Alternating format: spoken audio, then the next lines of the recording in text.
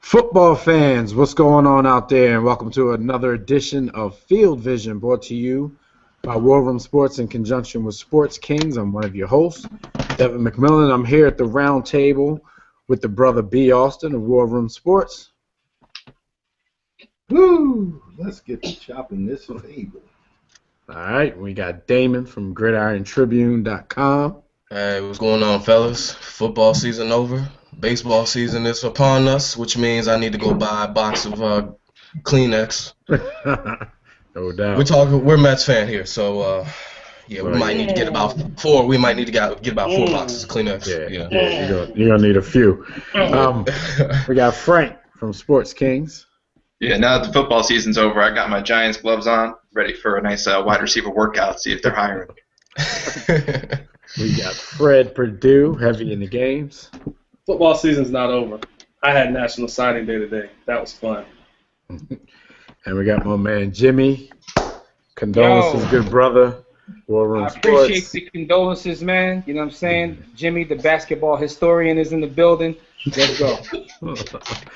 All right, everybody. This is actually the last episode of Field Vision of the 2013 NFL season. So basically the last regular episode. We're still going to be doing some shows here and there for the draft and, for anything that comes up. But we won't be coming to you weekly again until the start of the 2014 season. So Super Bowl 48 is in the books. No matter what anybody out there says, no one saw this coming. I mean, you could have chosen the Seattle Seahawks to win the Super Bowl, but nobody saw this coming. What happened on Sunday was surprising, I think, to everybody. So let's recap it, fellas. Where did it go wrong for the Broncos? I think they came out flat. I think that was the main issue. They came out flat, and Seattle came out and played their game like as if they played, the previous 16 games. So one of the things that I've always said when you play in big championship games like these is you don't change up your identity, and it seems like that's what Denver did. Seattle went out and they played their game, and their game is you play tough, hard-nosed defense, and you play ball control offense, and Denver couldn't do that, and at the end of the day, it went awry from the very first play of the game. I'm not on the inside, so I didn't get the blame game and whose fault that was, but it kind of seemed strange that the center snapped the ball so quickly because you really never see Denver snapping the ball that quickly. Peyton always has to walk up and do his thing, whether he's faking or not. He always walks up and does his thing, and it actually looked like that's what he was about to do before the snap went over his head. Even after that, I felt because with the first few turnovers and the first few 3-and-outs, they were still in the game, I thought, because Seattle got a few field goals right off the bat. So, truthfully, up till 22-0, I felt that it was still possible for Denver to get their act together. Of course, you would need a stout effort from the defense, and you need the offense just to be the offense that they've been all season. And I thought it was still, salvageable. And then, of course, the kickoff in the second half, I think that just put the game away. B. Austin, what went wrong for the Broncos and what went right for Seattle? First of all, my condolences to Jimmy.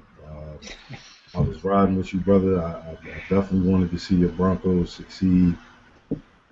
The Seattle Seahawks defense is comprised of original black men and predator warriors from another planet. And the reason that I'm saying that is because what they did was amazingly simplistic. They played a simple defensive scheme versus a complex offense, and simple won out.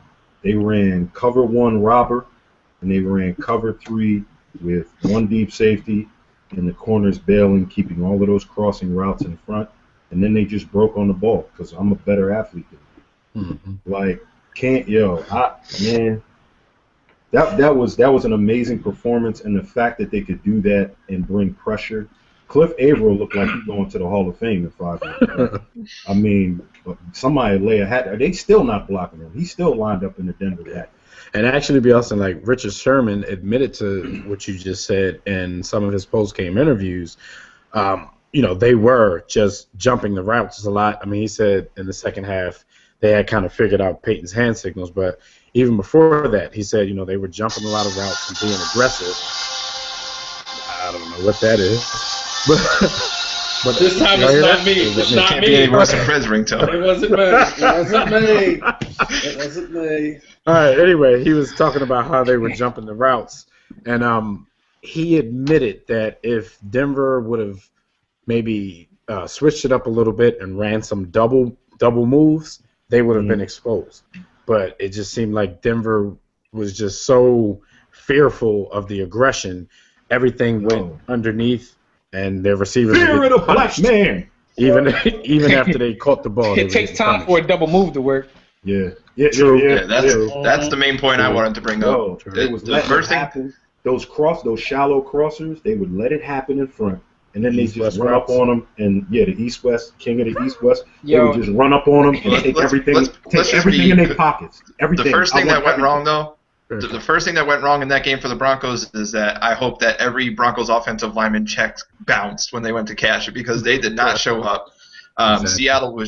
The Seattle defensive line was just more ready to play than the Broncos offensive line. And as a Giants fan, that's how you beat great quarterbacks. You get pressure on them. I've never seen Peyton Manning flee a pocket so fast in my life. This dude was rolling out like he was Aaron Rodgers because he was just afraid. He rolling out? I thought he was going to pull his groin just because he's not used to running. I thought he was going to pull his groin or a hamstring just because he's not used to running that much. But I mean, Peyton Manning. He's the greatest quarterback I've ever seen. We were just talking about this pre-show, but he is among the numerous Broncos that did not show up this Sunday. They're all. I don't put it all on Peyton by any means, but he is among the people that did not show up. I can't name one who did. I agree. I don't think there's anyone. I mean, maybe Demarius, but he made mistakes too. Right, he fumbled. It's crazy because it reminded me of watching one of those old games when the Patriots used to beat the Colts where Peyton Manning was the quarterback, when they would get pressure. Because there was a couple times after the beginning when they got a little pressure where he could have stepped up in the pocket and he just didn't do it. Because what they do is he's a quarterback that his game is predicated on timing. So once you knock his timing off and the pressure continuously comes, the game changes. His numbers weren't that bad. He's not an improviser. Yeah, his numbers weren't that bad. That's why when you watch Seattle, they struggle against quarterbacks who are more athletic, who are able to improvise and just be out. Whether it's like an Aaron Rodgers or even a Colin Kaepernick. But when they start getting pressure on Peyton and hitting them, or the great Nick Foles, of course. But when they started getting pressure on him and hit him around and break up his timing, it was terrible. I mean, fact of the matter is they got their ass kicked from the snap. Like, people were texting me and tweeting me and everything, but I wasn't even as upset this game as I was last year in the Ravens game because we were never in this game. Yeah. This was a 3.5-hour ass kicking. And I can attest to that because I was sitting right next to Jimmy. It was one of those things where, it was like, man, you come to grips with it early. Yeah, so and we just have fun the rest of the game. Can I get an insight on this? How many struggle faces did Jimmy have? No, none really. None. Really. Well, I tell you, after the safety, I was like, all right, I had a struggle face after the safety. He came to grips with it early, and especially the whole second half, we were all surprised, like, yo, Jimmy taking this really well. No, because you know what it is? After that the Ravens game, I'm not going to lie, that might have been, in terms of being a Broncos fan, I've been a Broncos fan over 25 years, right? I've been a Broncos fan before Fred was born. But here's the thing, right? There are other losses. Ow! There are other losses which are just heavier. The Jacksonville loss when we had the best record in the league. That's probably number one. Losses, man. The Ravens loss last year was the second worst, and then 55-10 in the Super Bowl was probably the third worst. So this is probably like fourth or fifth. And the fact of the matter is, last year's loss was so bad that this year's loss didn't really affect me the same way. And they were never in the game. Everybody was making mistakes. And like B. Austin alluded to, Seattle had it looked like they had 15 guys playing defense. That's how fast they were moving around the ball. But we've been saying that for weeks, though. Yeah, even when Peyton completes passes. And they played their best game. Wes Welker caught a pass and got hit immediately. Cam Harris Thomas. Wes Welker caught a pass? I got to go back to the film. I felt like I needed to go last on this one. Let Fred get this. First off, the Legion of Boom, they completely descended upon Jimmy's planet. They served you a piece of humble pie. I just had to get that out really quickly. And they came out with their dreads coming out. I mean, Don't we just spank y'all though? Of course, we go back to the past. We're not talking about the past. You don't want to talk about the past. We're talking about right now. Years every conversation. But nonetheless, the same guy that tells me how many Patriots championships that they've won in the last 20 years. The same guy talking about the past. But simply, that Seattle team, they really did. They came down and they just set the tone for that game, and they said, we're not going to let you just keep running these east-west routes. Demaryius Thomas can beat us, but no one else is going to beat us. And if anyone can, then you'll beat us. But I really didn't see it. And personally, once it became about 8-0, I was like, this is going to get really ugly really quickly because Peyton Manning was stepping up in the pocket. And even though he was stepping up in the pocket, he was getting hit. And his arm was getting hit. And at one point when he got hit from behind, I was like, somebody needs to check that guy's neck. Cause so I was about to say, he might not make it through this game. He might not make it through this game. And when I had that fear too. It gets really bad when it gets to the point where a female that does not watch football at all is saying, Peyton, you can't run screen right. You cannot run screen left. Throw it down the field, Peyton. That's a problem. I feel you, Fred, because my wife is sitting there talking about, whispering to me, talking about Peyton doesn't look comfortable. What you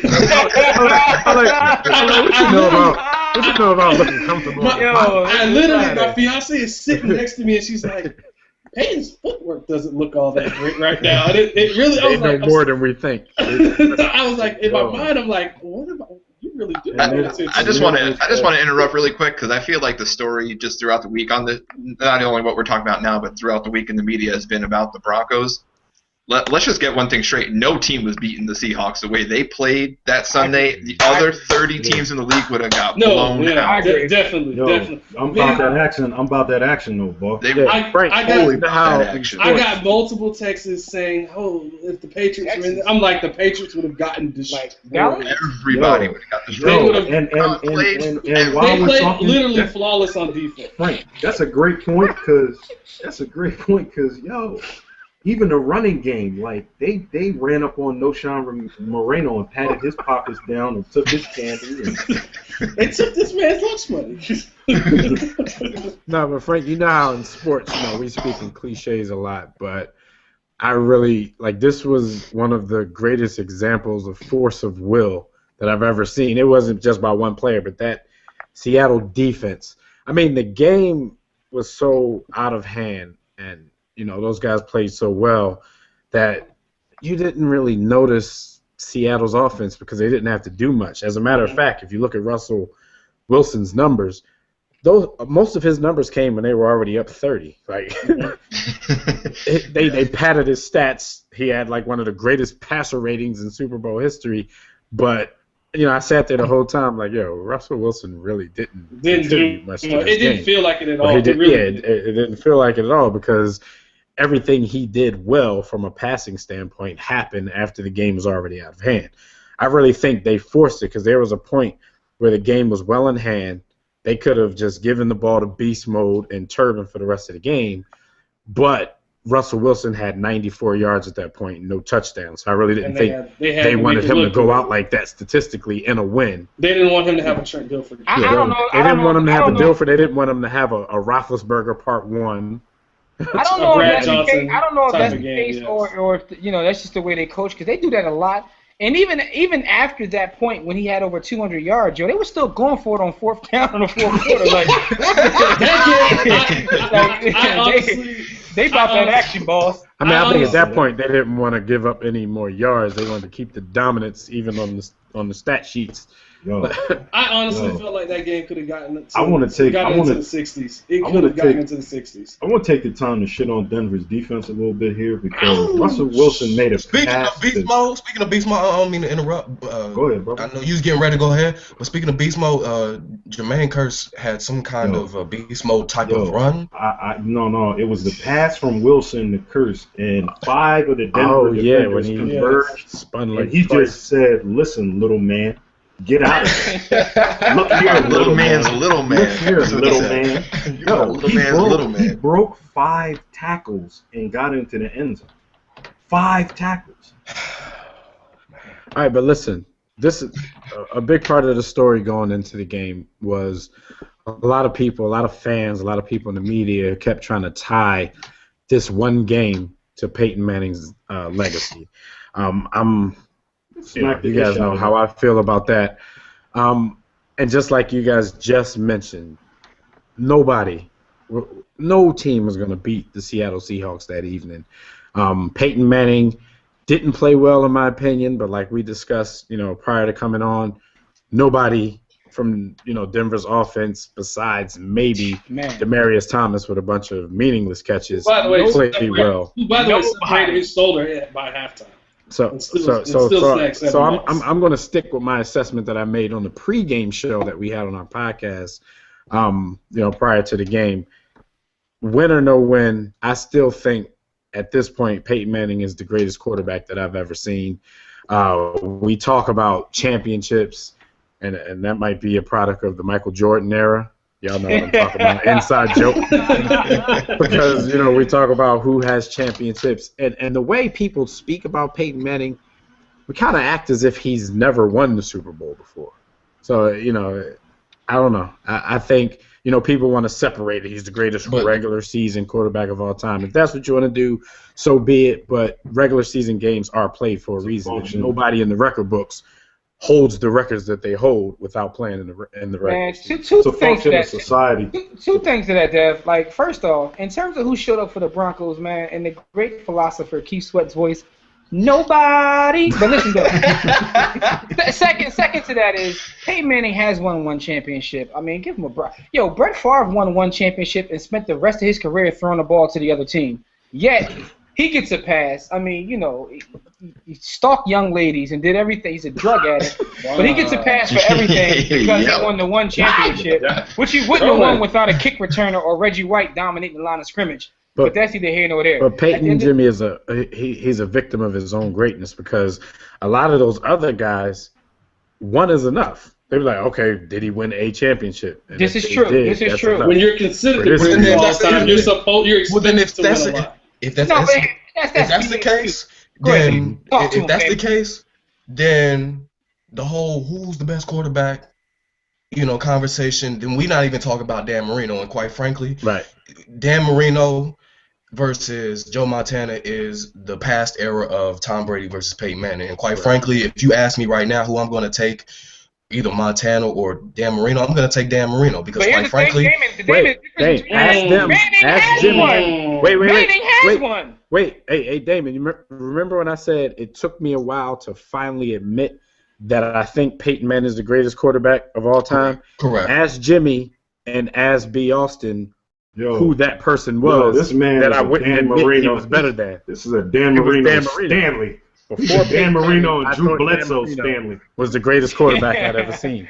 But Damon, I get your point, and it's people like people minimize how hard it is to win a championship. Mr. Purdue on our panel, who always goes to this whole championship thing, he likes to point out Peyton Manning has 12 playoff losses. That's because he had the ability to get in the 12 playoff games to lose. He's 11 and 12. That's 23 games. I mean, that's a lot of playoff games. How many other quarterbacks have been in 23 playoff games? I mean, so you have to look at it that way as well. And the fact of the matter is, people always want to throw that argument up, but then when you bring up Terry Bradshaw, they start pooping on him. He's no good, but he has 4 rings. If your argument is rings, let's bring up Bradshaw. Tom Brady. Steel curtain. When you have a steel curtain, also in an era where you didn't have free agency, so you had those teams. See, now you want to throw the caveats in there, but what I'm saying is, my point is this. My point is, it's not just about championships. There are so many factors that go into it. Fact of the matter is, you can be a great quarterback, but you never play defense. There's 11 guys that have to stop the other team. Agreed. And a guy that most people don't really put his name in there with Dan Marino is Jim Kelly, a guy that went 4 Super Bowls. If Jim Kelly, first of all, if Norwood makes that one kick, the whole narrative on Jim Kelly changes completely. Exactly. Jim Kelly was one of the greatest quarterbacks I've ever seen play, but he that is the main thing that I disagree with. What's that? That's the main thing that I disagree with, how a quarterback's legacy can be about whether a kicker makes a kick or whether a defense holds a lead. Like, I think this Super Bowl did tarnish Peyton's legacy just a little bit because he himself did not show up as a player. Like, my assessment of Peyton Manning is that he didn't show up. No, if I agree. If he lost that game 43-38 this past Sunday, I wouldn't have tarnished Peyton Manning's legacy. But let me ask you this question. I think it would have. But you know the sad part on the flip side, even if they would have lost 43-38, they still would have been talking junk. It's just how exactly. how the media gets down. Let me ask you this question. Now, what if the Broncos would have won with their defense dominating? Lord knows that couldn't happen. But let's just say they did. let's say Peyton Manning had a Roethlisberger type performance after the first bowl. He didn't do anything, but the Broncos still won. Like, would the Broncos still do something for his legacy? You know what? I don't think it does anything for his legacy. You know what? I want to talk about now. I got to take shots at the fans because that's really who you're speaking to. That's really he says now like he hasn't done that the last 7 years. It's really the narrative of society that you're referring to, Damon. It's where we are as a society. It's a knee-jerk reaction. It's lazy analysis that lends itself to dependence on cliches because we don't want to analyze the game. We don't want to dig deeper. We just want to rock with who evokes a certain emotion in us. So the polarizing figures take the L's the most because people aren't going to analyze. They're not going to give credit to the other factors and the context that surrounds circumstances and situations. That's what it is. So you not like to keep it a million. To keep it a million, Tom Brady is the second best quarterback of this generation. He is a all-time great. He's a Hall of Famer. Arguably the best. No. I'm not slighting. Yeah, no, I'm just saying, and some of our opinions. But here's the rub. The difference between a Peyton Manning and a Tom Brady, looking back at the Colts and looking at New England, is that New England's front office and Bill Belichick does an excellent job at building a substantial team. They're not, as great as Brady is, they're not going to battle thinking that we have to put it all on Tom Brady. Now, during the season, injuries happen, things happen, but they don't go into their organization's doors thinking, you know what, we're just going to put this all on Tom Brady's shoulder and we're going to build a defense, a special team, and an offense around one single player. Bill Polian and Jim Irsay get props for that Colts success. To me, I always knocked them dudes because I thought the way they built that organization was foolish. Why would you design your defense around Peyton Manning? Like they designed their defense to have leads. Right. To play with leads. To just completely rush the pass or rush the quarterback. And I was just thinking about that, B. Austin, and this morning, and it goes down to this, and you talk about, building teams and whatnot. And quite frankly, everybody's going to say, well, you have some people who say, well, Tom Brady is just a game manager. But at the end of the day, Tom Brady did have to drive down the field twice to get 2 Super Bowls. So, the whole... Brady's great. I mean, we mess with Fred. I slander Brady messing with Fred, but at the end of the day, Brady is definitely, to me, you have Brady, you have Manning, you have Breeze, and I put Rodgers right at the table with him. And those guys are different, where you can take them and put them on a team, and that team will be competitive. Right. And for me, and me, obviously being a Patriots fan, it's not really a bias toward it. The only thing I slight Peyton Manning versus Tom Brady is Tom Brady did more with less versus Peyton Manning. Peyton Manning always had. Peyton Manning, that can be argued. You can make the argument. Peyton Manning, regardless of where he's been, he's always had at least 2 1,000-yard receivers. Yo, he's always had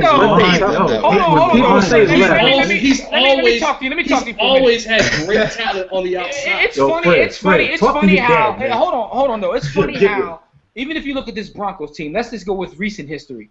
Before Peyton Manning got there, people were saying the Broncos didn't have weapons. When they played with Tebow, when he had Eric Decker, Demaryius Thomas, these same guys were with Tebow, and they were no good. The Broncos didn't have weapons. When Peyton signed with Denver, their first thing was, can they get him some weapons? Now all of a sudden, all these guys and that's also what you hear on your various networks and casual fans saying that anyone that actually watches the game knows that those guys were pretty decently rated guys coming out of college. Look at some of the guys in Indy. Look at some of the guys in Indianapolis. He was playing with DeMarcus Pollards, and what's the other name he was throwing to after Marvin left? Austin Collie. And these guys, are you kidding me? When he left, when he got injured, what happened to that Colts team with those weapons? Hey, but listen, this is my thing. When people talk about, hold up, Bielsa, when people talk about doing stuff with less, why are we always automatically talking about offensive line, wide receivers and stuff like that? Like, talk to them. There's 2 more units on the Agreed. Manning has never had an offensive line as good as Brady's. Yo, I mean, come on, let's give it. Brady sits in the pocket and pats the ball for 10 minutes. Who does this? I'm glad that somebody said something about it because, quite frankly, I agree. You can say you're as good. Your quarterback is as good as your opponent. You know the guys you have around him. But let me give you an example of somebody who did something without less. And we're gonna go to 2013. The team that I hate with so much passion, the Atlanta Falcons. Matt Ryan. This offensive line had different combinations week in, week out. No Julio Jones, Roddy White missed the games. And they still Tony Gonzalez. Defenses were keen on Tony Gonzalez, and yet this guy and his running back was missing games, and he still threw for over 3,000 yards. Yet somehow he's not put in. I'm not going to put him in the elite category. Hell no. But he just comes in. He's in that second tier. So it comes down to, to me, to judge a quarterback, I want to see how you do with less. And that's why I say, once again, going back to Dan Marino, I feel that he is the best quarterback because, quite frankly, he did much with less. Yes, he did. My question, my thing is this with Dan Marino. Can you imagine? Elway in high regard. Elway didn't have help at all. Can you imagine Dan Marino in today's game? Oh my God. He probably would throw for 7,000 yards. But I can kind of go with you on the Dan Marino thing as well because he played in an era where DBs could just destroy wide receivers at the line of scrimmage and even down the field. There was no rule against you can't touch receivers. So I can understand, I can understand with that coming in there. But the thing is, Damon, and that's another reason why, to me, Elway is the greatest. I wouldn't say the greatest. He's amongst the greatest. But Elway, I put him on a different pedestal than most quarterbacks.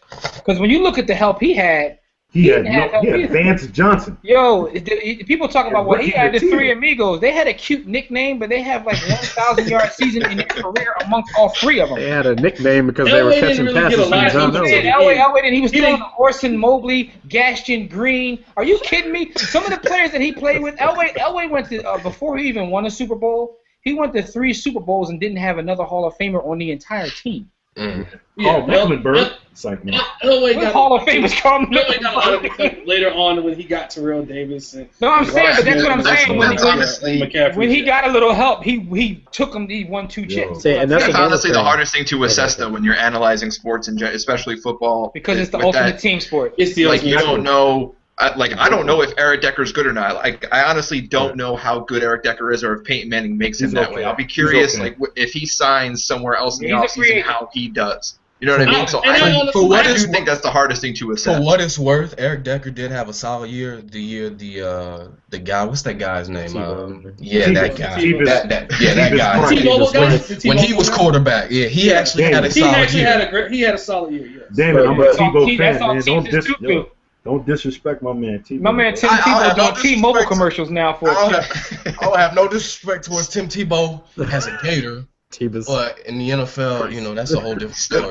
He wins the game. Can I just say he does. But quite frankly, I don't want to.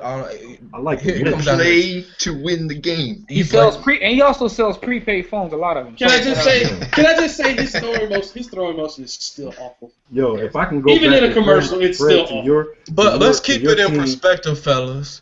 If that backup to Ryan Clark in the wild card game doesn't blow his coverage, Demarius Thomas isn't Yes. breaking off for a touchdown. And That's that's true. You ain't gotta bring that up, though, Dan. Actually, no. We know that. Sorry. You ain't gotta bring that up. I'm though. sorry, man. I'm sorry. Hey, again, Ike be also make your literally point gets so we can move stiff-armed on. like If crazy. if ifs were splits, we'd all be high. But what I was gonna say is going back to Tom Brady. I think that offensive line lives in obscurity, and they don't get enough credit because don't. if They we got had the that commercial. offensive They had line, some Visa commercials. They got the Visa commercial. They did. That was How many, 'cause Tom how many And offensive lines get in the? He had his whole old line in the commercial, still protected. that was because Tom. And honestly, a lot of it too is that you probably wear gotta Uggs. you have to give credit to Bill Belichick and his coaches. Oh, absolutely. I think Bill Because Belichick is an excellent coach. And I also will go one more. I mean, offensive line is one of the most important Fred, don't get things. mad, man. Just because you Period. cheat don't mean you're not good. You're not good. Yeah, I think he's great. I think Belichick is Fred, great. I would have to admit this though, Fred. Fred Deb keeps saying that. brought up a Like, great I've point. cheated in my life. Deb brought up a great point. Hopefully, cheat all let me the be time. quiet. Let me be quiet. Yo, all I'm gonna say, that- my point is this though, Fred. Look, you can have you, and that's whoever's watching this video. With a great line in Tom Brady, you're going to have some success because skill positions are overrated. They're meant to be exciting and reel in the fans. It's about O-lines. I've seen the team I rooted for had a great and dominant O-line. We didn't have shit at the skill positions, especially on the outside. Yeah, but when you think about it though, let's think about this. And the reason I say Tom Brady did more with less is more so when you see the guys that he has. You can say, I know who Marvin Harrison is. I know he's a Hall of Famer. I know who Reggie Wayne is. He's a borderline Hall of Famer. I know who Dallas Clark is. He was a very good player. But when you say, just like when you Frank say, said, when you see you Troy don't know Brown, if that's off their own merit or because they were getting thrown too much. and really, I know Reggie Wayne is that guy because Reggie Wayne, even after Peyton, why? Because he went to Miami. Yeah. No, actually, he had 1,000 yards. He had 1,000 yard season and was leading the league in yardage and touchdowns before he got hurt. But you're talking about the skill, but what about the offensive line? Your quarterback sits back there for 10 minutes. He pats the ball for Christ's sakes. Like nobody does that. I mean, here's the fact of the matter. Tom Brady has to fall down on the list of greatest quarterbacks all time for one reason, and Deb brought it up. I mean, the man wears Uggs, yo. So therefore, you can't be the GOAT when you wear Uggs. You just can't. Nonetheless, the reason and mainly also with him, Tom Brady also for him to be against Peyton Manning one-on-one, it's always been he can play outdoors. That doesn't really bother me. That doesn't bother me. What do you mean one-on-one? When have they ever been on the field at the same time? when we're talking that comparison of that Tom Brady is BS though. It's BS. That's what I'm telling you. No quarterback is ever on the field at the same time. The head-to-head quarterback matchup, like I said before, is one of the most overrated things in sports. And it is. But no, Tom though. But you know what? When we talk about the whole championship thing, I think Tom Brady became the Tom Brady that we know now after he won those championships. He was better. You know, I agree. He was better. I mean, he won those and for championships. me, I know when he won those championships, the first one, like they were so surprised. Even he was surprised. Remember, he's standing there like, God damn! And for me, I got to see. Oh my God! For me, I got a chance to see Tom Brady when he was in college and he was winning big time bowl games. But it's not the same. It's not the same because how many quarterbacks win big? Tim Tebow won big time bowl games. What's your point? It's not. It's totally different when you're winning a Super Bowl, especially against a team like the Panthers, like the Rams, like that Eagles team. How'd this turn into a Tom Brady conversation? Because Fred's on the panel. Let's go with this. All right. You guys brought him up. What it was. Congratulations to the Seattle Seahawks. They did what they had to do. They look like a team that's going to be, they're going to be in the mix for the next few years. So people better do something. You never know in football, though, Deb. You never know in football. That's true. If they might not make the playoffs next year. But let's talk about the season real quick. Two more things, and we can do this real quick, and we can be out for the season. But what are some of you guys' season highlights? Like, what defines this season? Like, what are some of the bigger stories that that you guys think define the season prior to the Seahawks doing what they did? For me, the two things that defined the season for me were Peyton Manning. I think this season was about Peyton Manning and what he did with coming back from the injury. Obviously, this is the second year that he's been back, but just the numbers he put up, and I thought the Broncos were the big story of the season. But more so, the bigger story for me was just how much better the NFC is than the AFC. As a basketball fan, I've seen this in the NBA for years, where the West is just so much better than the East, and I never thought I would see that in football, but it just became clear more and more through the season that the NFC is just so much better than the AFC right now. Right. For me, there's two things. First off, I do want to say this. I didn't say it before. Congratulations to the Oklahoma City Seahawks. But with that being said, though, two things for me. 14th man. with that being said, though, Frank brings up a good point in terms of the NFC. But for me specifically, the NFC West, because a couple years ago that was literally the worst division in football. 3 out of 4. Mike Singletary left the division and the entire division turned around. Can't win with him.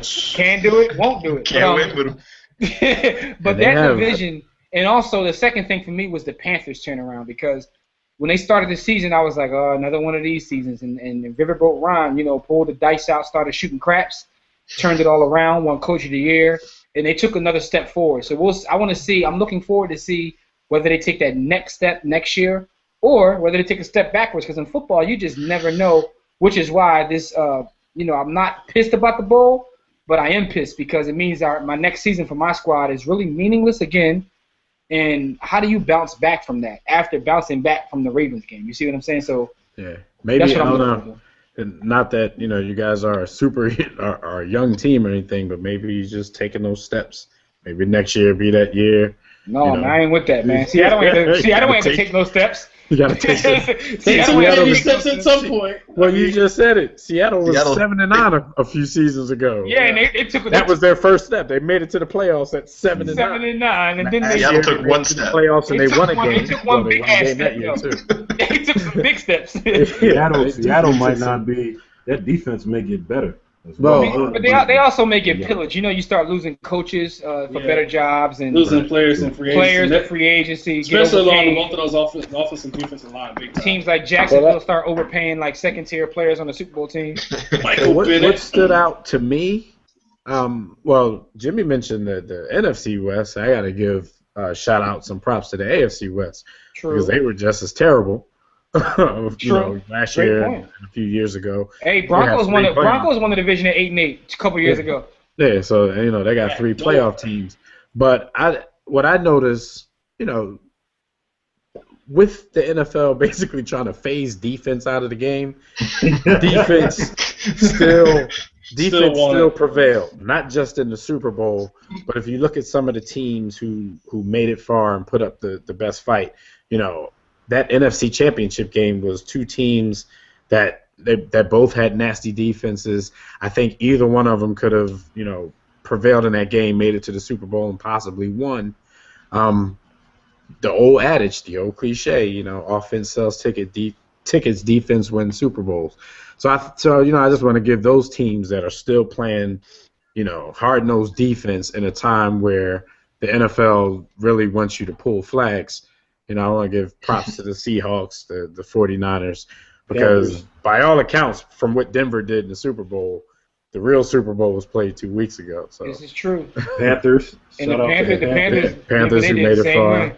Yeah, even the Saints. The Saints had a great defense. Arizona. Shout out to Arizona, yeah. Yeah, shout out to my Arizona, Ron. Shout out to you. So people still trying to, hold on. Look, Even with the rules not in their favor. Don't hold out, man. What stood out for me is mainly Patriots. I'm sorry, go ahead. The evolution of Cam Newton. That was one of them. It was Cam Newton. What did he really evolve to? What did Cam Newton? Also don't hear that. The Austin stay hating on Cam Newton all day. He definitely became a better decision maker. He didn't try. He definitely became a better decision maker. Okay. I saw that. And he's not trying to win games by himself anymore. He know he got that defense, I'm just gonna throw this away and let him ball out. He knows he can win games 10-7 now if he really, really has to. So you're saying he can go out there and score 10 points? Also, nothing wrong with that, yo. As long as you get the victory, right? That's what. But I'm glad Fred notices that though, because like I'm saying, weapons aren't just wide receivers. Exactly. He has weapons. Weapons can be on both sides of the ball. He got missiles. Fred, he has missiles on that other side of the ball. The best player on that team is Luke Karaoke. Hey, Fred, let me ask you a question, Fred. In your lifetime, right?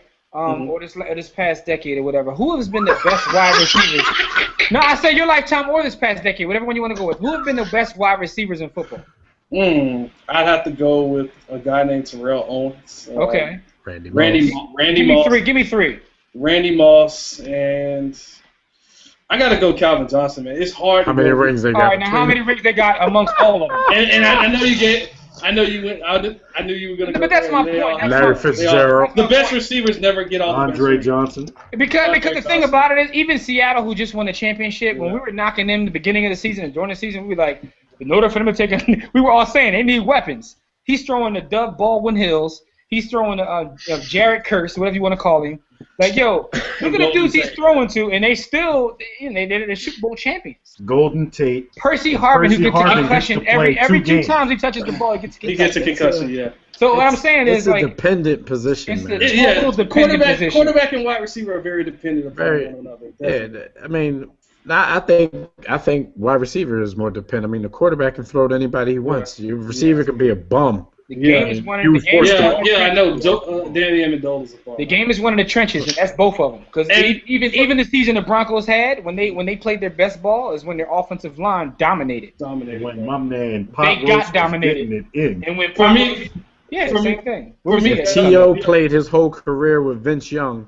We wouldn't know T.O. the way we do. Exactly. I mean, for me, the other two things would definitely be. Shout out to Vince Young.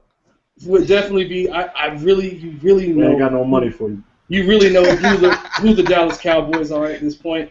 I'm very convinced at this point now.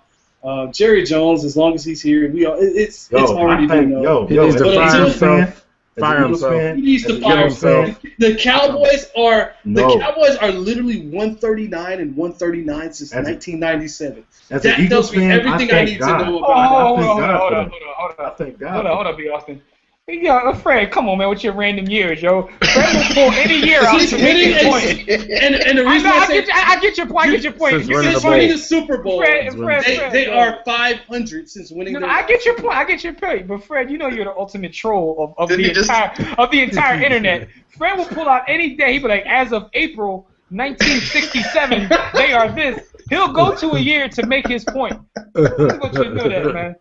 And last but not this was actually a good one, though. Yeah. That was a good one, but, and all Cowboys slander is welcome. And last but not least, obviously, being a Patriot fan, I got to congratulate those guys. Yeah, I have to congratulate. Every time we talk football. In all seriousness, I have to congratulate that team because even myself, saying if you told me we were going to be 12-4 at the end of the year and be in the AFC title game, I tell you were crazy with all the losses, with all the. And even at mid-season, if you tell me that, I'm saying no because due to the you lose your biggest weapon, one of your biggest weapons at tight. Or the gangbanger or the serial killer. Well, you lose. I mean, the rash of injuries. Character issues. You get Fred. You get rid of your guys. I hear you, Fred. Wide receiver. Enough of giving your team a blumpkin. I hear you, but here's the thing, right? I can tell you today that the Patriots will be in the mix next year. As long as you got the hoodie dude over there in the sideline, you guys. As long as you're in the AFC East, it doesn't matter. That too. The hoodie and Tom Brady. The hoodies and the Uggs. As long as I got the hoodies and the Uggs. As long as you got the hoodies, the Uggs, and a couple background checks, you guys are going to be fine. I honestly thought that team was more of a 9-17 wild card type of team. I wish we had a cheater like Bill Belichick myself, man. As an Eagles, I'd throw Chip Kelly away in a heartbeat for Bill Belichick. Yeah. And real quick, shout out, to my Eagles. I actually picked them to be battling with the Redskins for last place in the division, and they actually ended up winning it. Shout out to Chip Kelly. Shout out to the college mistakes, but he did. Shout out to Westlake, Nick Foles. Shout out. Also, before we go, shout out to the Cornball brother for taking a step backwards. All the delusional Redskins trolls who were telling me the team will be 14-2, 13-3, 15-1. they're going to the bowl. Cousins. The highest I saw was 14-2. No one told me 15-1, but I did hear 14. Heard I called 14-2. Black Shout out Jesus to- here. Black Hey. Jesus is here to save DC. So shout out to the cornball brother, man. You Jim, know. And tell it was them, better than tell the them they Lux need to get a one. refund on them drugs they bought, cause Hey, We hey, tried. I've been We trying to tell tried. him. We tried to tell him. Tried to tell him. Bro. We tried to tell him. Tried to All warn off him. season. Didn't wait till the season started. My Tell him question. My something question. off My season. lasting question is: he was drafted in the same class as Russell Wilson, Super Bowl champion, Andrew Luck, #1 overall pick, and Ryan Tannehill, another first-round pick. Does he fall to the 4th spot in that list? I mean, Oh, He's Nick better than Foles, Ryan homie. Tannehill. Don't hate on him. That Nah, Bro, guys are taking the he's not RG3 better hate than way too he's not far. better than Hold on, I'm Nick not, Foles, I'm not, listen, I'm not hating on the cornball brother, but the fact of Hold the up, matter is I'm hold talking up, about what he did on the hold up. field. How we not going to name Nick Foles now? yeah, He was in Nick that Foles. draft. Nick Foles, He Montana. was in that draft. Yes, he was. better All right, Frank. So where do you put the better cornball brother at this point? Where do you rank him? Right now, I mean, right now he's class. Number probably 8. 4th. He's behind Nick Foles, so he's probably. He's probably the eighth quarterback. I mean, he's better than Ryan. He's better than Ryan Tannehill. I'll tell you He's that. better than Ryan Tannehill? Yeah, No, he's better than Ryan no. Tannehill. I don't. He's close. I don't know. I would give him that. I would might- agree with Frank. I'd give him that. The hate's going Maybe. too far. I'll take Tannehill. I might take Tannehill. Simply put, I want my quarterback to be able to What throw about Kirk 15 yard Cousins? in route. As a matter of fact, Hold on, Frank. How about this? Is he better than Kirk Cousins? Ooh, okay.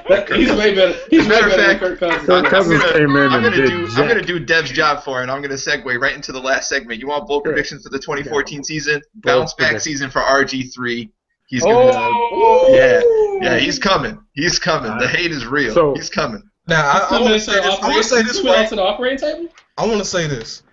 Now, the whole thing about RG3 and how, he had a bad year and everything like that, we get that, all right? But how much of that is attributed to Mike Shanahan just being a complete bonehead throughout the entire year? Right. Because I agree. we all know, I understand you had the knee injury and everything like that. I understand that. But you can't have this guy sitting in the pocket and saying, okay, go do what you did last year. It ain't going to work. It's just not going to work. So, But Jay Dame Rule, actually, And that's his also daddy on our, was the one. His father was the one preseason telling the coach that he wanted his son in the pocket more. So and that's also on when RG3. they That's on drafted- him when to they drafted- to evolve his game. When they To drafted become You're an more him, NFL head coach. Brett, Listen to everybody's pops. What they say. when they but drafted see, him, I ain't with that daddy started. thing. That whole parent thing. Yeah, I Stay ain't with that home. either. Stay home and I watch the ain't game with like that. everybody Yeah, else's parents. Stay home. Unless you're a coach on that team, stay away. Exactly. A part of the marketing campaign for RG3. But think about it. He's was only how saying things he that being he a pocket passer. Yo, they were saying he was a pocket passer and what a great, pocket presence he would have. Yeah, he's an athlete. All right, that man. can run. That's enough about the cornball brother, man. Frank gave us his Hey, you brought it up. his early prediction. I just want to send a Frank. shout out to the Redskin Give me troll, a- but Frank gave us his early prediction, yo. So I guess we all can give our predictions. Be Austin, All go ahead. LaShawn McCoy will battle Adrian Peterson for the rushing title next Is that a season. real prediction? Didn't he just win the Russian title? Yeah, he just won the Russian title. What That's kind not of bold. prediction is that? Like, what is that? That's just a continuation. Oh, you want it bold. I'm gonna go off season, and Go ahead, I'm let gonna Dame say, go. Go ahead, Dame. I'm gonna say, this off season, the St. Louis Rams will cut Sam Bradford.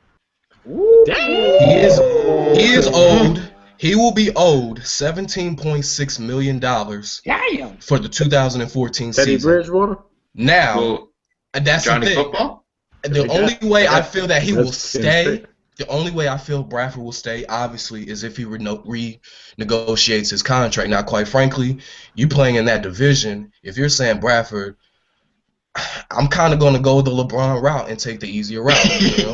Quite frankly, if I'm Sam Bradford, and this is because I'm if anybody's as big a fan of Sam Bradford, it is me, because I watched this guy in Oklahoma. I think he is a tremendously talented quarterback, but he just does not have the weapon. You're in the room by yourself. You know that, right?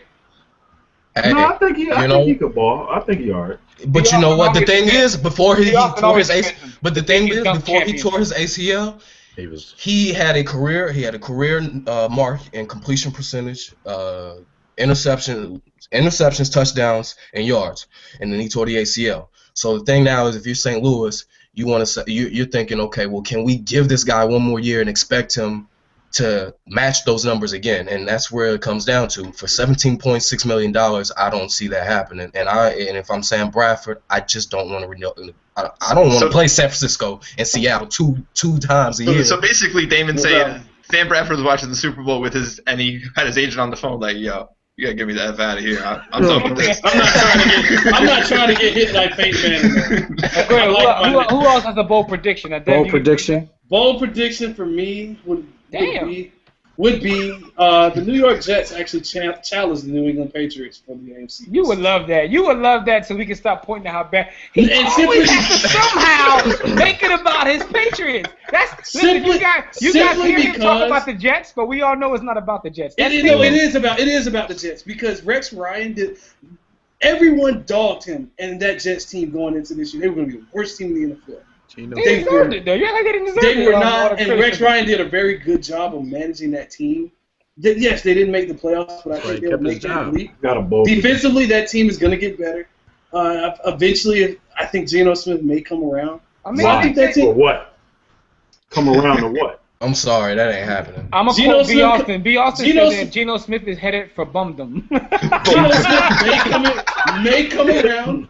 But yo, my man Fred is the king of the emotional hedge bet. We talked about this earlier. See, he bets against the Patriots. So if it happens, then he's right. But if it doesn't happen, then the Patriots are going to succeed. Frank, we get everything. Emotional hedge bet. Like I told you, Frank just knocked me out. He's talking about the Jets, but we know subliminally what he's really saying. We know what you're saying, Fred. Listen, you're not pulling this up. We know what you're doing right now. Come on, that action, boss. Come on, King. We know what you're doing right now. Bold prediction. All right, here's my B. Austin, you got one? Go ahead, bro. Yeah, Mike Vick will start for either the Jets or the Seahawks. In that case, if he's the Seahawks. They need a backup quarterback. You said start though. If you just killed my whole. You just said Michael. If you put Michael Vick on it, you basically killed my whole. And then you need a backup quarterback. Yo, don't wish that on this Jets pitch, man. Come on now. Hold on, did y'all hear what he said? Michael Vick will start for the Seahawks or the Jets because they need a backup. And here's my logic. Russell Wilson gonna get injured? Geno Smith isn't good enough to be in the NFL. Not that Mike Vick is either, but he'll take Geno's job. And Russell isn't going to complete this season coming up. He's going to get an injury. Well, we going to hurt handing the ball off? Come on, Jeff. Yo, here's my bold prediction. Damon may like this, man. I think that the New Orleans Saints will have an amazing season again, but I think the Saints are the team to beat in the NFC. Even though Seattle's the champion, I think another year with that defense, getting everything together, and that ain't bold. That's not bold. You don't think it's pretty bold? That's not bold enough. Trust me, that's pretty damn bold. Because I know. I think the Saints will go to the bowl next year. I got the Saints in the bowl. I got the Saints in the 2014-15 bowl. I got an all-time great quarterback. Until we make underrated predictions. Preseason. I'm going to like couple days for the Super Bowl. We might have to revisit this eventually. I mean, I may have to too. A lot of things can happen in between now and then. Predictions get no bolder than this. The Miami Dolphins will sign a new tight end, and his name will be LeBron James. Let me stop. And the Miami Marlins are going to sign him too. You know. I thought he said Aaron. I thought he was going to say Aaron. I thought it was too. The New York Giants will win the Super Bowl next year. I think. Aren't they due? They miss a couple seasons, then they, Yo, I'm serious. New York Giants. Here you go. I got another one for you, Dev. Aaron Hernandez will beat the case because witnesses will end up missing. And then the Raiders will sign him. The Raiders would definitely scoop him up in a minute. Yo, Aaron. I think I'm playing, man. Football again. The Giants gonna win the Super Bowl next year.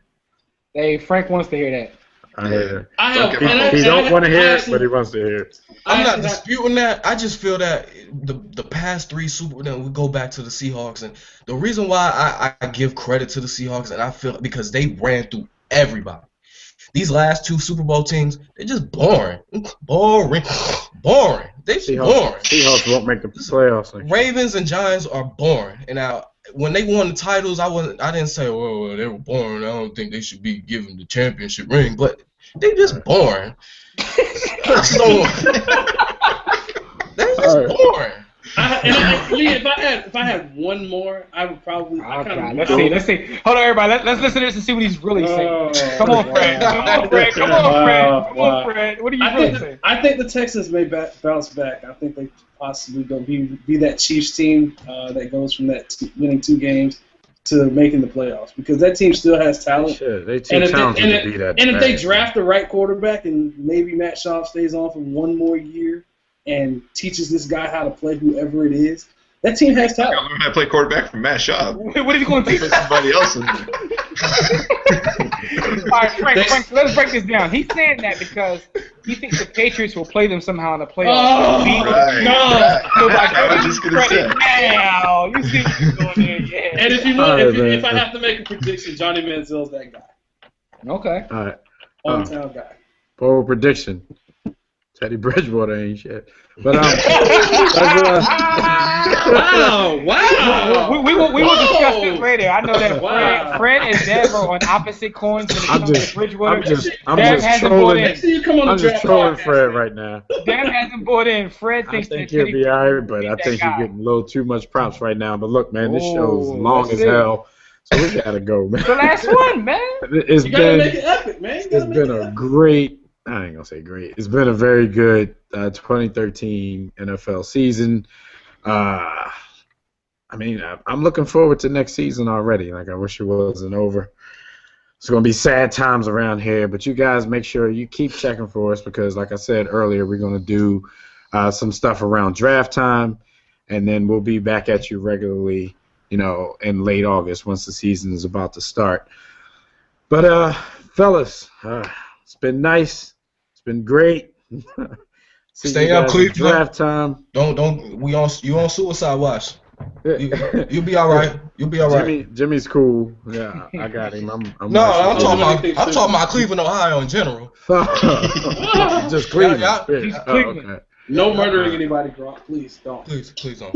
All right. So as we always tell you guys, make sure you first like this video, leave your comments about the season, the Super Bowl, and any bold predictions you may have for next season. Make sure you like to subscribe to the page so you know when we have new videos coming out, since we won't be doing it weekly. Make sure you get that War Room Sports mobile app on Android and iOS. Make sure you check out GridironTribune.com, HeavyInTheGames.com, Sports-Kings.com, just to stay up on everything we're all doing. And like we always tell you guys, don't accept mediocrity and be steadfast in the war against ignorance. See you chumps on top. Shout out to the Cornball brother. Right. Shout out to the plus size women. It's the War Room with 5 nights at the round table, 5 Philly guys diversified and